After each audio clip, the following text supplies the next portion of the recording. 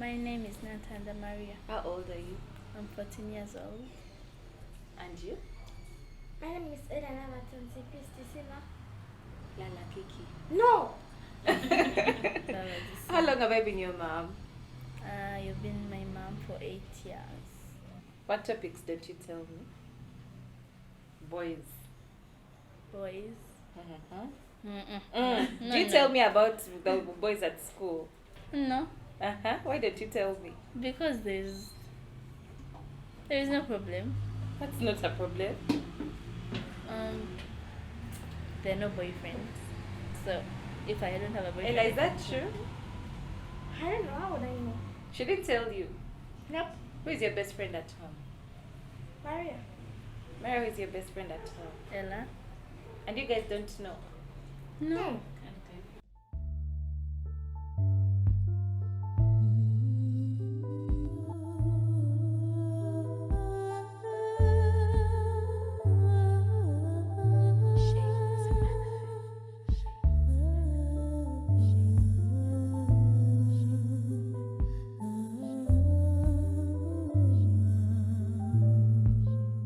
My name is Phidra. I am a single mom of 2.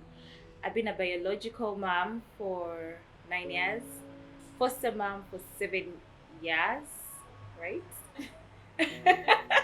Foster mom for 7 years, mother of 2 girls, a preteen and a teenager. Adoption is permanent. There's no return from that. Fostering is temporary until it depends on the situation. In most situations, you foster until an ideal home is found, but in my situation, it's fostering until the parents decide, friend, bring back our child, Yes. I think I could say that she was lonely because she was really by herself with a bunch of adults that she had around her. And it's hard for you to play with a child all the time. We've never really been in a situation where we have neighbors, maybe living in apartments with so many neighbors to play with. It has actually happened to us just in one phase of our life. Otherwise, I think it's a lonely life. Maria came to see her sister, and we fell in love with each other and asked her parents if Maria could stay with us. And her dad said yes. Her mom was a bit hesitant, of course, as a mom, but her dad was like, yeah, go to Kampala from Masaka. And then she came and it became permanent. First of all, half her face was eyes, like she was kind of small, really, really kind of thin and tiny. And she had the hugest eyes on a child. And then it's time to eat, and she's like shy and scared to eat. Maria, do you remember what I'm saying? She's shy and scared to eat because she's been given cutlery and she doesn't know how to use it, and she's just there. Then you ask her what's your name, and she's like she can't even speak up. And the school where she had been was teaching in Uganda, so communication was a bit tricky. But we managed because I speak Luganda, but it was a bit difficult for Ella, the whole interaction. But they liked each other right there and then on day one. And having the conversation with her parents was really easy for me because I had it with my mom first. And I told her I really like her, I want to stay with her. She said it's okay, ask her parents. So I asked her sister to call the parents for me. And I spoke to the parents as well. And they're like, okay, like you've been employing our daughter for a couple of years, you're a good person. So there's no problem, you can stay with her. And then of course they ask, but are you going to take care of her? Yes. Are you going to pay fees? Yes. What if she falls sick? I'll deal with that. What if, Yeah. So we first took it to last like a year, and then eventually got to 2 year, 3 year, 4, almost 8 years now. Ella had a lot of inconsistencies in her life at that point. I was recently separated. I'm back and forth. I don't exactly have a stable place to stay. We don't exactly have like a permanent home where we are living. Some weekends we lived with a friend. So there was really lack of permanence. But I think Maria brought permanence into her life. I think she brought that one thing apart from her mom that is constant, which I think is really, really good for kids. I think all kids need that. And then I also think every girl needs a sister. So I don't think there were hard feelings there for her. Besides, she was still the little one. It's probably more difficult when your mom now has this one that she has to change diapers, wake up at night and carry you. You have to walk. They are carrying this one. I think that's what would be more difficult. But this was such an easy process for her because it just started out with playing. I was one that was more concerned about the language barrier. But eventually they would mumble to each other and figure themselves out. And one Joanna's sister is here, Maria, she looks like this, she's like this and like that. So I gave her a brief description of her and I told her I really want to stay with her. Then of course her first concern was, how are you going to manage the finances? I said, Mommy, I don't know, but we'll figure it out. She's like, yeah, no, we can't fail. We can get her an affordable school. Ella is not yet in school. We can't fail to figure that part out. Then her major concern was, eventually though, she mentioned it after a couple of years, she was like, it's so absurd that African society, Ugandan specifically, but African society doesn't exactly consider very much foster or adopted children.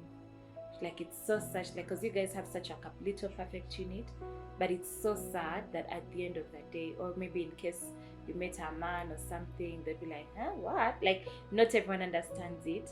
And it's not that they don't understand it, it's that not everyone is willing to either try it or understand it. My family is so good with it, so because they see how happy we are and how much she likes Ella and they like each other. Because when they go for a party, Maria will not eat when Ella hasn't eaten. If she's picking soda, she will pick 2 for her and for Ella. And it's the same thing when Ella is picking ice cream, she's picking 2 for her. So it has sort of just fixed itself.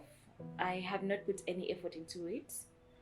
And yeah, it's just worked out perfectly with my own family, with my ex-husband's family. Like they know, yeah, sometimes they're like, will Ella come without Maria? Let's have both of, like they know it's buy one, get one. It's been mixed feeling, mixed responses from guys.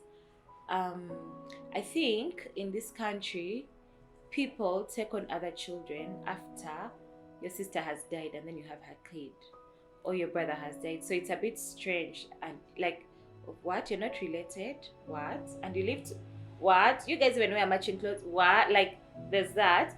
And then there's been guys that are like, wow, that's such a good thing you're doing. Like, wow, that's so cool, you know? But Bambi, sometimes guys can say anything to get a But I think some are, I could say maybe 2 guys out of what, 4 or 5 have been genuine. The difficult moments I always have a back to school week. Yeah. When I don't know how I'm going to pay fees and buy books and do this and do that, that's usually the most difficult time. Then of course there's difficulty when sometimes when she doesn't listen, which is rare because she knows, they both know that when mommy says, she has said, you know. Other than that, we are generally a very healthy unit, the 3 of us. Maybe my concern now is we are all putting on so much weight. My God. Like you look at that child and she looks so endowed, That is scary on my part. She's a teenager. So far as her, it's all good. But everyone else, not as much being hit on because I'm confident she knows how to handle that. But abusers, maybe he says hi and you say hi back and then he thinks he can do this. You know how sometimes men are so immoral and indecent, That's what I fear. I fear immoral men. I fear border guys seeing her going to the shop. What if one day they want to take her, you know? Yeah. Already, I'm worried about the fact that she's in P7 and next year we may have to go to a boarding school. Like, what is life going to be when Maria is in boarding?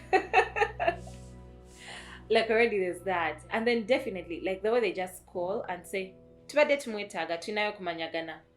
I'm sure one day they'll call and say, mwana tumwetaga, komewe waka. So of course that part, man, it's so scary. Yeah, I think what I would term it as is the fear of the unknown. Yeah, because it's so uncertain. It's not like it's documented that she's going to be here till she's 18 or what.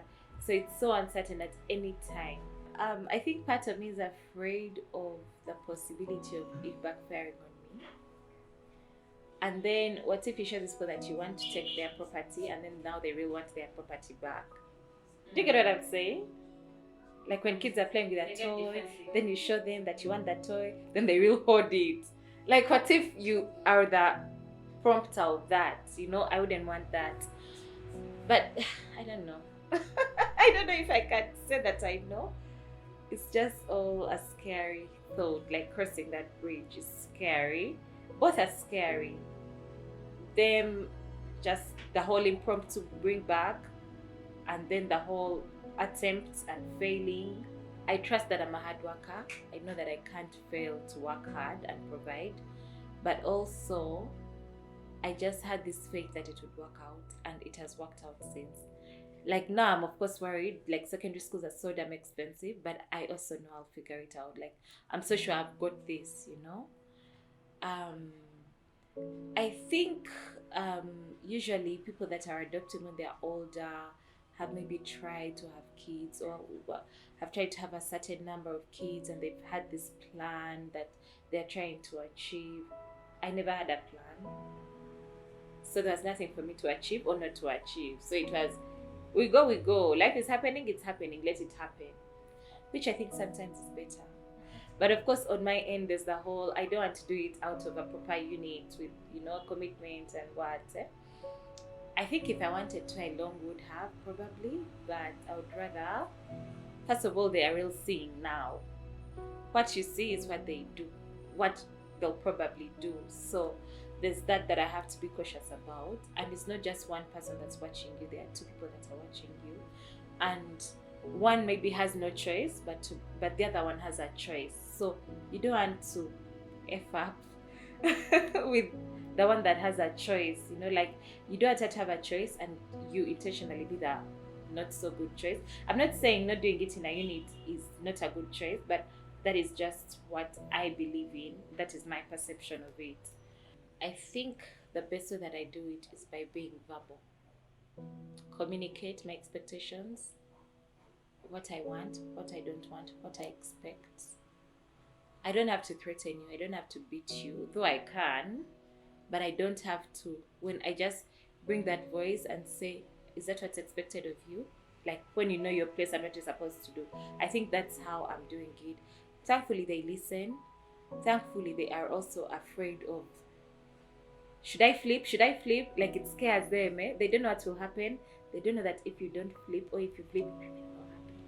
But it's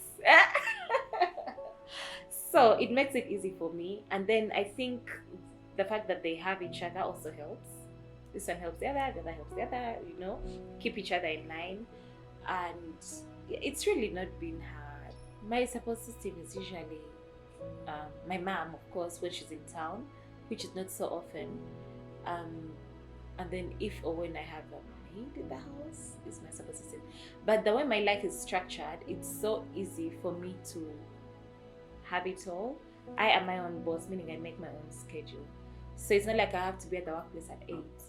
I can determine when I'm going to be working. I can schedule my meetings. I schedule my days, my weeks way in advance. Like I know the holiday is coming, so I have plans for the holiday that may not be as they've been. For example, while they're in school, I can do school drop off, then go have meetings.